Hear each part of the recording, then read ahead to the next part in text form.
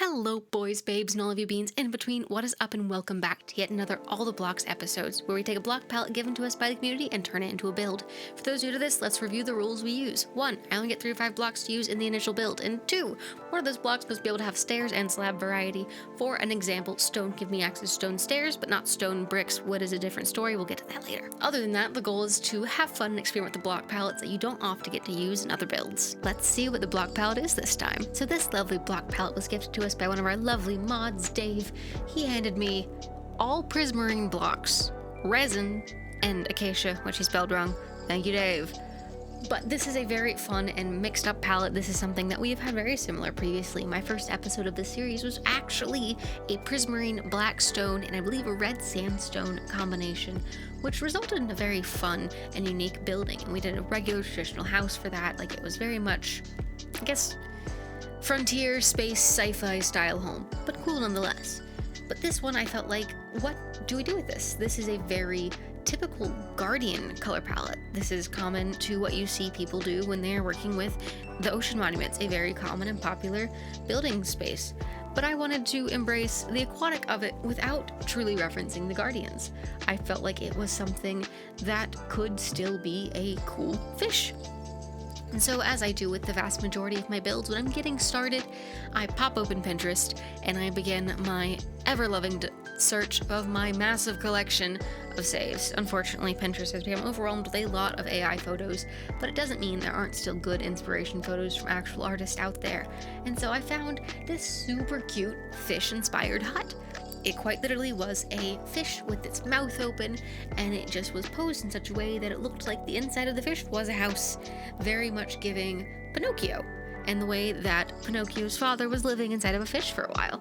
And so we played with this, I tossed it around, and I ended up coming up with this design, which is very organic, and its shape does require some sort of like bending an organic structure and style, which is something that is a fun challenge when you're working in a square-based game. It does lend itself to being a little bit more abstract in that nature, and in fact, it just isn't nice and smooth like a fish would be, but I think it is a fun challenge nonetheless. Now, also, when I was looking at how I wanted to do this build, I really wanted to take the time and make sure that it was something that wasn't as big as my other builds have been. They keep getting bigger, and I would to also bring back in and circle back to a smaller build style, something that is much more friendly to someone who just wants to borrow a cute base idea or make something small to go live in for themselves. And I had a lot of fun making this one happen. It was a super cute design overall, and I really wanted to embrace something small but complex and detailed nonetheless. Overall, very happy with how this came out, and I really can't wait to decorate it some more. So let's see how that goes for us, and I'll see you on the inside. Well, hello there. Did you think this was what the inside of a fish looked like? Neither did I. I thought it'd be more fleshy, but this is pretty solid. Pretty solid, to say so myself. But yeah, so welcome to the lovely fish interior. We now have access to a fish house. You never know, you could want to come live in a fish house. A very lovely, strange, and interesting looking fish house who has its little tail propped up so it looks cool. Yes, this makes total sense. So, with this build, I had a lot of fun with it. I think it's very fun, I think it's very silly, but I do think we can do some things to just work the environment in. So as you can see on my hotbar, I have a collective of blocks and other things. Now these blocks in particular are ones I typically use if I want to spruce up and just add some oddities to the surrounding area that I'm building in. One of those easy ones is to toss in striped birch. It gives the sensation of like a wet sand texture while also mixing in a little bit. Sandstone is also a very good reason. I don't know why I didn't grab regular sandstone blocks, but these all make very nice textures to mix in and give an area feeling like it's walked on, pathwayed, used. It's not just completely a void space without any reasoning to it. Now, I do enjoy mixing up a bit of it just so that we have some variety to the texture, not completely just one thing, but also still being a little bit of mix and match. But one other thing I thought would be super cute to add with this is some tide pools. Why? Well, because I want to. No, that's all. I want to Tide pools are cute. I love them. I love exploring them. I've taken a lot of time recently myself to go out to areas where tide pools do occur and just look at them. They're so satisfying to catch and look at when they are out and about, not about when they are existing in part of a space organically and naturally, but it also allows for us to mix in other blocks, textures, and other pieces that may make an environment feel a little bit more alive, a little more textured without going too crazy. But I do think this adds some fun pizzazz to it. Another one would be to have like some driftwood that has washed up on the shore. Oop, not like that. Something that makes it look like this environment does just regularly get some wash up. Something that just comes from the ocean. Or just little bits and scraps that could occur throughout the area. Now, we gotta put some water in this. Keep it simple. I don't think we're going to do an interior on this house. It's something I used to do early on, but I haven't done lately. I do think that'd be a fun thing to do, is to come back and spend some time doing interiors on a lot of these builds.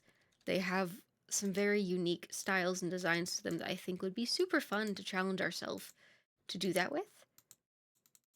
Uh-oh. Uh-oh. Let me have my... There we go. Perfect. But that is super cute. And then we can add things like sea pickles. Super cute, super tiny, just fun little effects. The other thing that would be cool to add is coral. Now, for those unaware, dried coral is also an option. I think we will end up including some of that up on the shore, but I want to start with some basics. Things that have washed up on accident, things that have just been existing in here. Something fun, organically occurring. That invites for a good design and space. And this also allows for something has washed up and dried out as the tide has gone out. Now, I really wish, this is kind of morbid, but I wish we could include or had something that would adequately represent like a jellyfish. I think that would be cool, personally, but I don't know how we do that. So, otherwise, I think this itself makes the environment feel more likely. I would love to take the time and do like the whole area around it, but I don't think that's something that takes within reason in terms of how much time we have with us in working on this, but I do want to do things like add in some sandstone, spruce up a walking path, and make it look like that. Now I'm going to do a little bit more to the area around it, but those are some super simple and easy things we can do with this. Obviously the interior could get some love, but I think another thing to do would be, I'm going to experiment with different ways to incorporate lighting into the space so that it's not so empty and would look cool at night. So let me see what I can come up with. Okay, I got a little distracted. I have in fact done more to the area. It's fine. Everything's fine.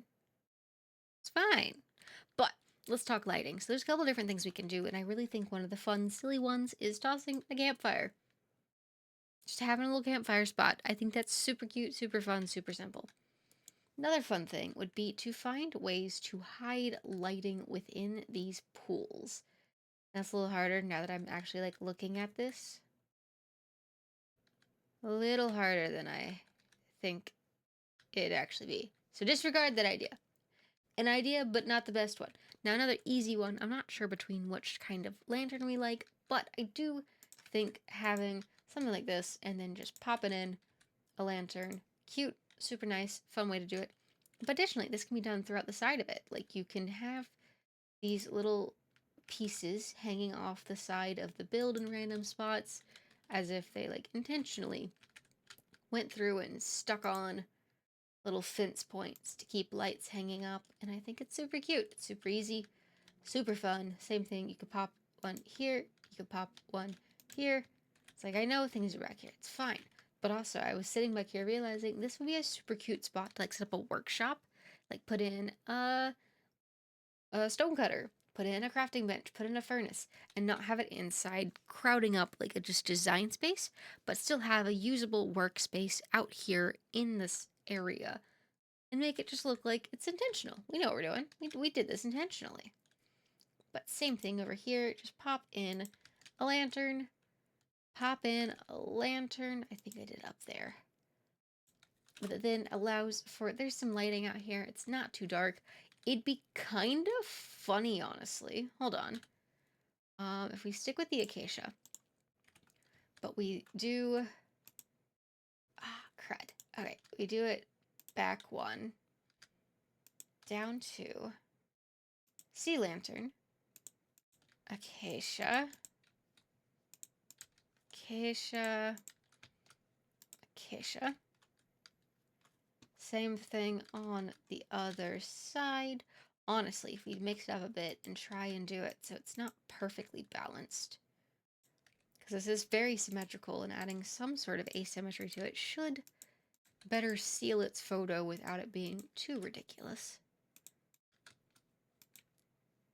It's something like that. Okay, yeah, the asymmetry is kind of satisfying, but not asymmetrical enough. It's too noticeable. Let's see. So if we set... Oh, nope. Time. If I can spell it. Set day, or set night. We get this lovely glowing fish in the evening.